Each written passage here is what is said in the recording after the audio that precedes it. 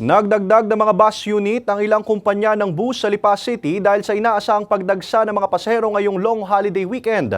Narito ang report ni Paul Hernandez.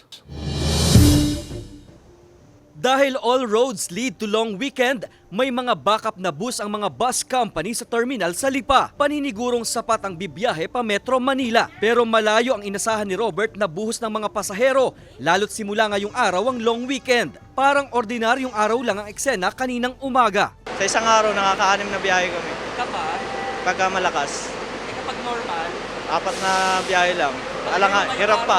Kaya hindi nahirapang makasakay ang pamilya ni Kayla pa Cubao. May bibisitahin daw silang kamag-anak sa Marikina. Dapat nga po kanina po kaming 8, ay ang tagal po namin gumayak. Ang daan po sa Lipa ay okay pa.